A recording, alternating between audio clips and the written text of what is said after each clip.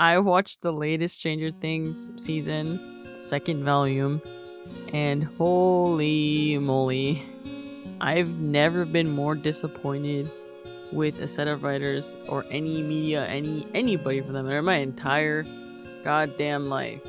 First off, I want to say that the entire fifth season so far hasn't been all bad, and by that I mean there was like two things that I enjoyed in that entirety so far. That being Lucas and Max, which I'm not gonna spoil entirely if you haven't seen it already, but they are good. That's it. They're good. And the scene between Steve and Dustin prior to the ladder falling off, if you know, you know, that scene was really well done. And that's where all my positives, they're gone. There's no more positives after that. I have never seen a more abhorrent manner of queer baiting in my entire life till now. And I know a lot of people are gonna listen to this or watch this and say, what do you mean? There is no queer baiting. It's so obviously gonna be Mike and Eleven. What the hell are you talking about?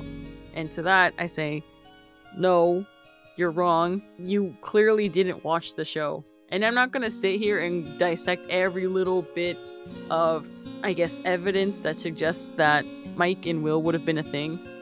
But there is. Just literally watch the show, dude. And not only do you need to watch the show, but if it was the case that there was no queer baiting, why would they go out of their way to mention it in interviews or even advertise it or like hint at it? It doesn't make any sense.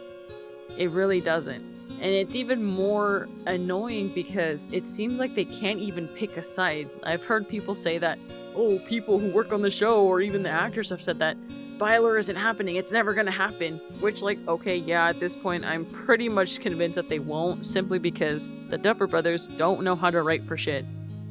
What used to be such a great, masterfully written show has just completely plummeted. The best way I can describe it is that it got MCU-fied. That's it. That's really the only way I could describe it. And secondly, it's super frustrating because they can write queer characters. Robin, the lesbian character in the show, her coming out scene was so well written. It almost makes me forget that these are the same people that wrote the absolute monstrosity that was Will's coming out scene in season 5.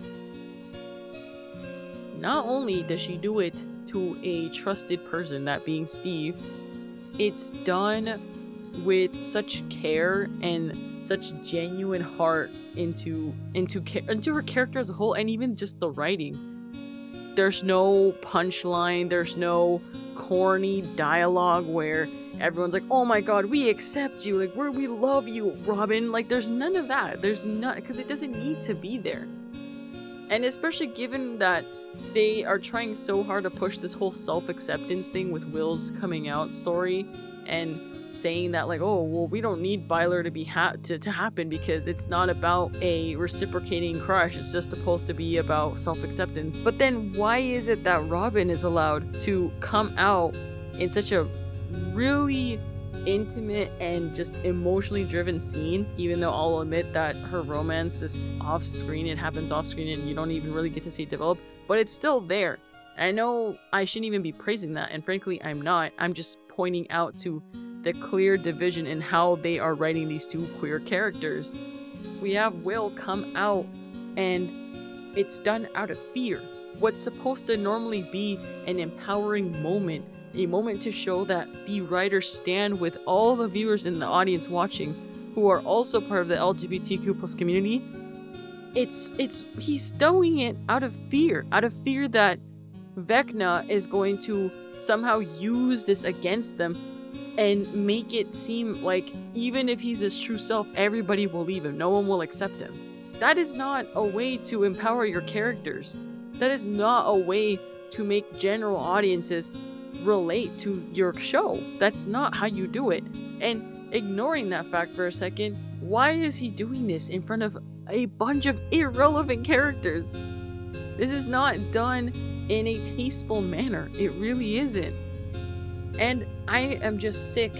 I'm so sick of everyone shitting on Byler fans saying that, like, oh my god, guys, I guess you guys must feel stupid because Will said that Mike is just his Tammy, that he's just some crush. And that alone is horrible writing, because it has been clear as day that this is not just a crush to Will. Mike was essentially the love of his life, the reason that he would keep doing what he does and continuing to enjoy his life. But no, every time we have a queer character in any media, they're always written to suffer. They can never just exist. They can never just exist and accept themselves and also be happy. There always has to be some caveat, some form of suffering that is inflicted upon them. And I'll give you a bigger example. I grew up, figuring out myself and realizing that I was bi. And there was one movie in particular that I really enjoyed, that being The First Girl That I Love. And I'm gonna admit straight up, it is not that great of a movie. It really isn't. The only thing that really drew me to it was, well, at the time, it related a lot to me having a crush on somebody, and it seemingly being that it was going to be reciprocated and we were going to go out or whatever. But no, that she wasn't fully out, or that she didn't want to be fully out, for that matter. And of course, in that movie, we can't have a queer character have a happy romance that doesn't end in them suffering, or have them endure some form of suffering prior. In that very movie, she is quite literally raped by her male best friend, who initially actually gets really pissed off that she comes out to him. And again, her coming out is not done in a tasteful way where, yes, she accepts herself that she's gay, that she's lesbian, but is met with anger and sabotage from said friend, or alleged friend. And of course, at the end of the movie, if you've seen it, she doesn't end up with the girl that she loves. She doesn't end up with the first girl that she loves. And I know for a lot of people, it's realistic, and I understand that it can be realistic or even relatable to others. But why is it, genuinely, why is it that anytime we have a queer character, they're not allowed to accept who they are and have a happy relationship, or rather not endure any form of self-hatred or even physical violence against them? Will literally deals with SA in the show. It's more implied rather than being outwardly stated or outwardly shown. But of course, some of you guys like to ignore that as well. And in fact, you guys get mad whenever that's brought up as a talking point. But it's true. He was sexually assaulted by Vecna. He groomed him, might I add. And he would get bullied in school. He would get called slurs by his family members, by kids at his school, all of that. And you want me to think that, again, despite all of that, he found comfort in his friend who he loved. He knew that he loved. And you want me to sit here and say that, oh, it's completely far-fetched for that to be reciprocated, for him to have a happy ending with the love of his life.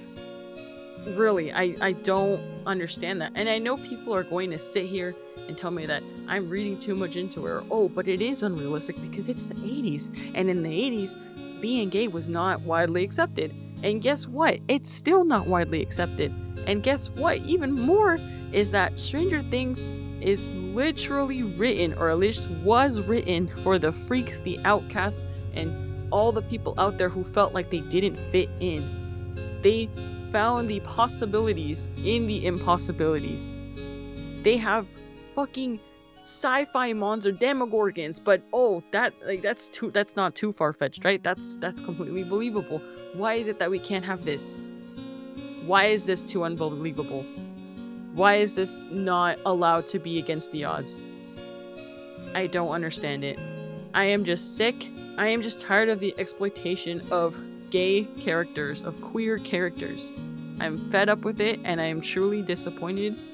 And I have no faith that the Duffer Brothers will somehow tie all this, along with the various plot lines in the show already as is, within the finale. I will most likely watch it because I stuck around this far, haven't I?